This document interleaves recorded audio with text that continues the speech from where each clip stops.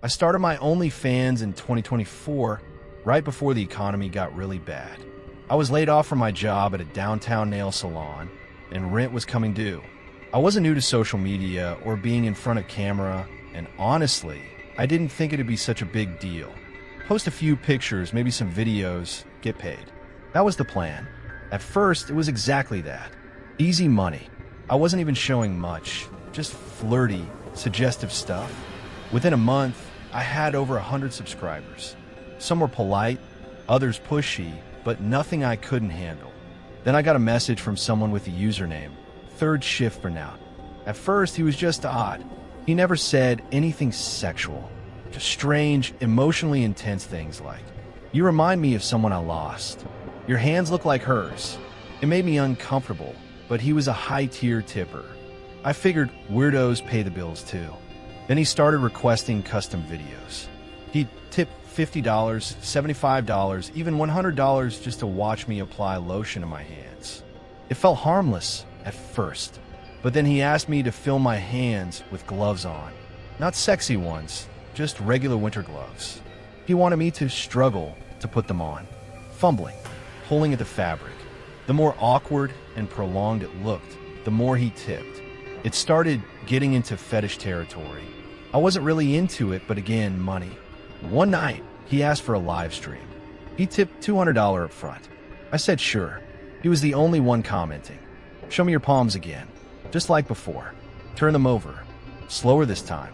His tone was different, less infatuated, more commanding. I felt gross.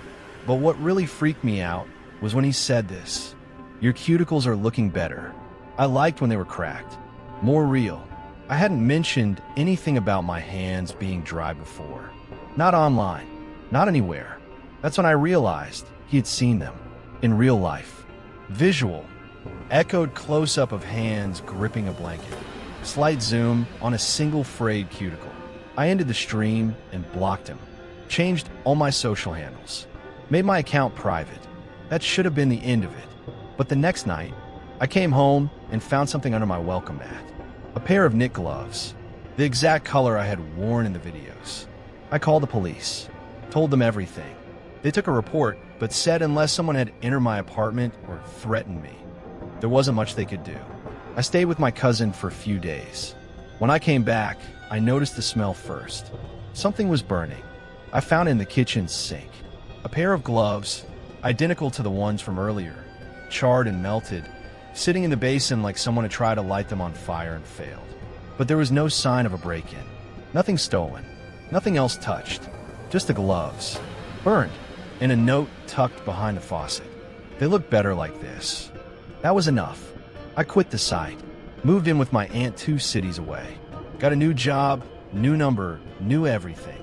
It's been almost a year. But sometimes I'll get this weird feeling. Like someone's watching me when I take out the trash or sit at the bus stop. I check my messages daily, terrified that somehow he's found me again. And the other night, I opened a new spam email account I hadn't touched in months. There was one unread message. They still look soft. You shouldn't have left.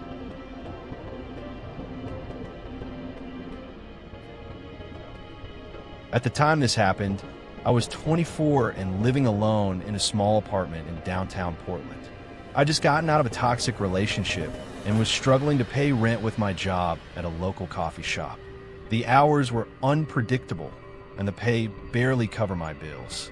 That's when I got the idea to try OnlyFans. It wasn't something I ever saw myself doing, but I'd seen other girls online talking about how much money they were making, and honestly, I was desperate.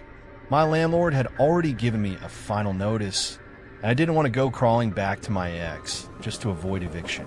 I made an account, kept my face mostly out of frame, and used a fake name. I never advertised it publicly. No Twitter, no Instagram links, nothing. Just the site itself and a few photos I posted to attract subscribers. Within a week, I had about 15 people following me, and some were tipping generously. Not bad for a start. One of them stood out. His username was just numbers. Literally, 847201. He didn't comment much, but he tipped frequently. Sometimes $20, $30 for the simplest content.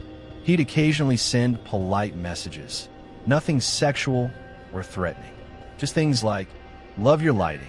You always look so elegant." Or, "Thanks for making my night a little better." He never asked for anything weird or overly specific.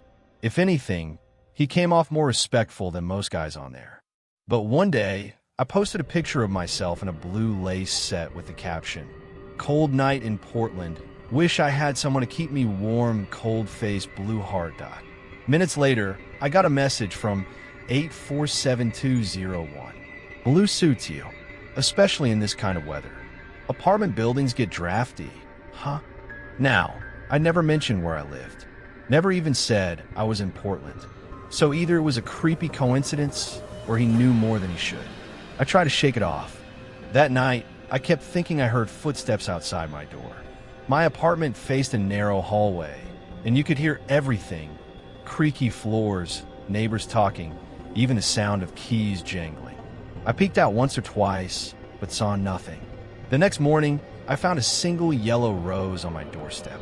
No note, no wrapper, just a flower laid perfectly across the welcome mat.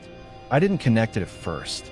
Thought maybe it was a neighbor being sweet or weird, until I logged into OnlyFans again. There was a message waiting for me.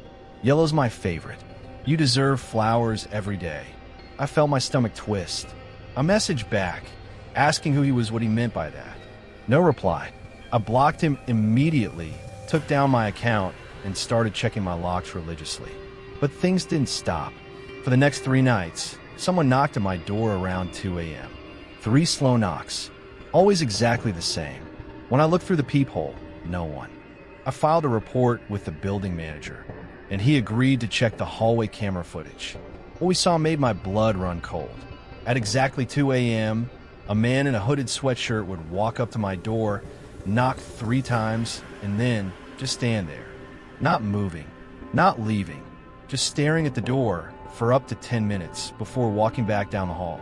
The creepiest part? He walked into the apartment right across from mine. Apartment 2B. I didn't even know anyone lived there. It had been empty for months, or so I thought. I called the police. When they arrived, the man in 2B wouldn't open the door. They eventually got the landlord involved, who unlocked it for them the next day. The place was empty. No furniture, no bed, nothing. Just a camping chair, a laptop, and printed screenshots from my OnlyFans account taped to the wall.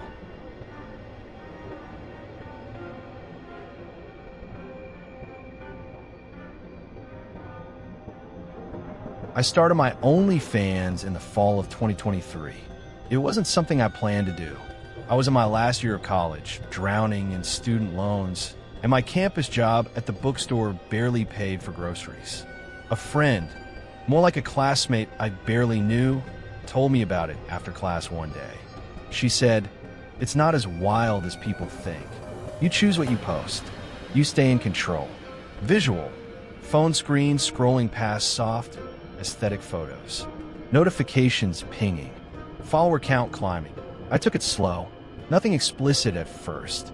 Just cute selfies, suggestive outfits. I called it cozy girl content. It took off faster than I expected. I picked up regulars. Tips came in. I could finally afford groceries and rent. Then this guy subscribed. Username, L3VL6. He never messaged me. Never tipped. Just watched. But he watched everything. Even the old posts nobody cared about anymore. I knew because he liked them all in order, rapid fire, like he was binging. I joked about it in a story post once. "Someone's going on a deep dive, LOL." Within an hour, I got a message from him. It just said, "Room 602. I didn't understand. I thought maybe it was a joke. I ignored it. He kept sending the same message once a day. Always the same. "Room 602. No context. No emojis. Nothing. I finally blocked him. Problem solved, right? 2 nights later, I was walking back to my apartment after class. I remember it was raining. I had my umbrella up. I live on the 6th floor of a student complex. Elevator was broken, so I took the stairs.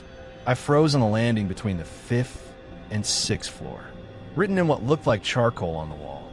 Room 602. Visual, Shaky handheld shot. Hallway.